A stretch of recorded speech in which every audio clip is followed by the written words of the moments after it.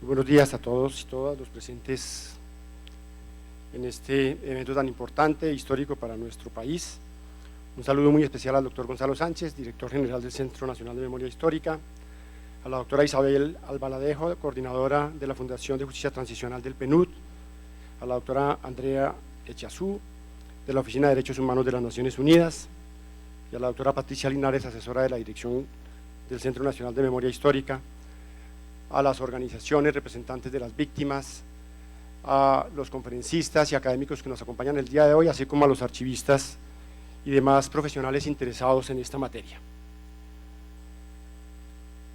Estamos frente a un momento de especial importancia para el futuro de nuestra sociedad, relacionado con un inminente fin del último conflicto interno armado que ha vivido nuestro país, que ya acumula casi 60 años. Por este solo hecho, resultan injustas algunas aseveraciones realizadas por algunas personas que han señalado que la Ley General de Archivos fue una norma hecha para tiempos de paz y por eso era necesaria una política de archivos de derechos humanos.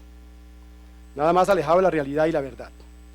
Sin contar con el proceso independentista de España, en nuestros casi 200 años de vida republicana, no hemos tenido un momento de paz cuya continuidad nos haga pensar en la ausencia del conflicto interno. Las pugnas internas han estado presentes casi de manera permanente en nuestros 2 siglos de historia. No puede entonces pensarse que fue recientemente cuando se dirigió la mirada hacia los archivos de las víctimas y la protección de los derechos humanos. Sin archivos, sea en tiempo de paz o en medio de un conflicto, los derechos de los ciudadanos nunca estarán garantizados. Desde 1868, Colombia se ha preocupado por la protección de sus archivos. Vale la pena recordar que los países más desarrollados mantienen regulaciones permanentes sobre sus archivos y sobre el acceso a la información pública, cuyo propósito es garantizar los derechos humanos de sus ciudadanos, independientemente de que no estén afrontando un conflicto armado interno.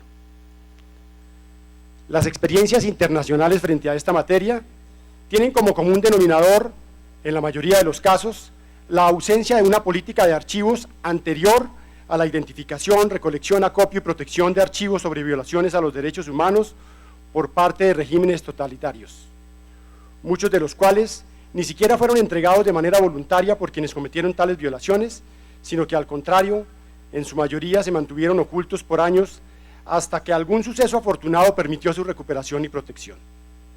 Este tampoco es el caso colombiano. Adicionalmente, tampoco se puede asemejar las circunstancias que llevaron a conformar archivos de derechos humanos en varios países de la región, pues precisamente la ausencia de una institucionalidad archivística ponía en riesgo la conservación de estos archivos, generalmente de organismos de inteligencia, militares o de policía, por lo que la sociedad civil y los gobiernos democráticos legítimamente constituidos con posterioridad a las violaciones de los derechos humanos en estos países, abogaron por la protección de dichos acervos para garantizar los derechos de las víctimas.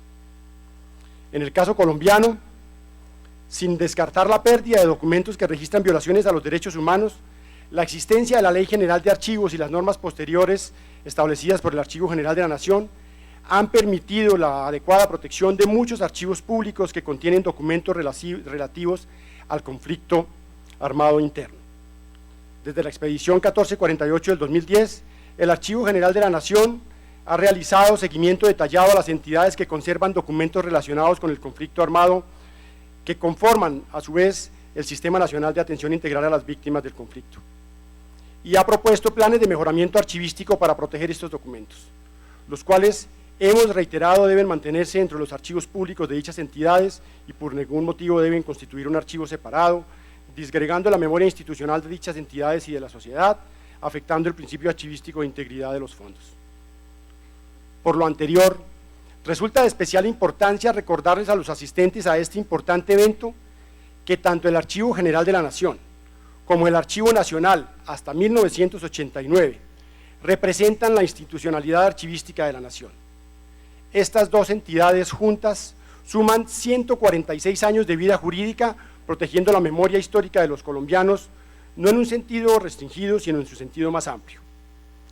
Si bien está muy en boga el tema de los centros de memoria histórica, a propósito básicamente de la expedición de la Ley de Víctimas, y se les relaciona directamente con los repositorios que han venido acumulando testimonios relacionados con el conflicto armado que aqueja hoy a la sociedad colombiana, no hay duda de que la memoria de los hechos de violencia en nuestro país se ha venido reflejando en los documentos acumulados en los archivos desde la conformación de estos en nuestro territorio, que como sabemos se inicia con la llegada de los europeos.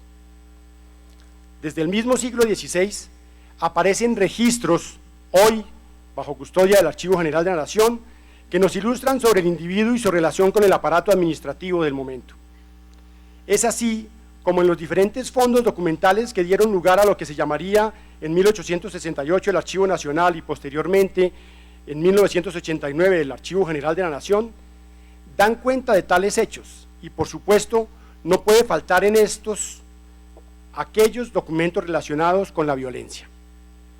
Para citar algunos de estos fondos que concentran particularmente información relacionada con acciones bélicas, el dolor, la injusticia, la imposición por la fuerza y con ello la existencia de víctimas, nos referiremos a algunos de ellos. Fondo Caciques e Indios, data del año de 1543 a 1818. Este fondo testimonia el maltrato de indios, su expoliación, el robo de sus mujeres, su traslado a climas insanos. Fondo Criminales, desde 1550 hasta 1824. Habla de los delitos y su penalización en la colonia. Por supuesto, entonces, también habla de las víctimas. Fondo Encomiendas, desde 1547 hasta 1818. La sujeción de los indios y pueblos enteros a una persona, el encomendero, que dispone sobre sus vidas y a quien se debe tributar sin condiciones. También ellos son víctimas. Fondo Negros y Esclavos, data de 1550 hasta 1818. El registro de la esclavitud en el nuevo reino de Granada desde mediados del siglo XVI hasta el inicio del periodo republicano. Son 58 legados que hoy en día también son declarados Memoria del Mundo. Fondo Tributos, este fondo registra la tributación a la corona de los pueblos indígenas con la imposición de servidumbre que ello implicaba. Fondo Asuntos Criminales, desde el año de 1701 hasta 1886. Numerosos expedientes de orden criminal que evidencian hechos violentos sometidos a la justicia acaecidos en nuestro territorio en este periodo histórico. Establecimiento de castigos, fondo desde 1858 hasta el año de 1905. Estos documentos hacen referencia a los asuntos administrativos relativos a sitios de reclusión establecidos en la segunda mitad del siglo XIX. Entonces también se refiere a las víctimas. Hojas de vida de los veteranos de la Guerra de los 1000 días, del año de 1848 a 1985, por periodo cronológico, aunque sabemos que esta terminó a finales del siglo XIX, último conflicto interno armado de nuestro país en el siglo antepasado. Conserva numerosos expedientes que conforman las hojas de vida, conformado por las hojas de vida de milicianos que participaron en este conflicto y que aspiraron a acceder a la recompensa ofrecida por el Estado. Son muy valiosos los relatos que ofrecen sobre las acciones militares. Colonia Penal de Araraquara, 1936 a 1960. Isla Prisión de Gorgona, 1947 a 1989. Expedientes relativos a los penados que fueron recluidos en estas colonias, y no por ser penados eran exentos de haber sido protegidos sus derechos humanos. Ministerio de Gobierno, de 1814 a 1948. En este importante fondo aparecen registros relativos a la explotación de las caucherías en la Amazonía colombiana durante la primera mitad del siglo XX, que provocó la muerte de un ingente número de indígenas y sus familias, más víctimas entonces. Ministerio de Relaciones Exteriores. Este fondo contiene documentos desde 1739 hasta el año de 1972. Se encuentran documentos relativos al conflicto colombo-peruano, en lo que tuvo que ver justamente la explotación cauchera y la penetración de tropas peruanas al territorio colombiano. Archivo José Manuel Restrepo en microfilm de 1741 a 1916, que también habla de las víctimas precisamente del proceso independentista. Secretaría de Guerra y Marina, de 1812 a 1936, en donde encontramos, por ejemplo, el decreto marcial de Pablo Morillo, de cuyo proceso de pacificación se derivaron miles de víctimas de nuestra independencia. Ministerio de Fomento, Fondo Baldíos, 1856 a 1936.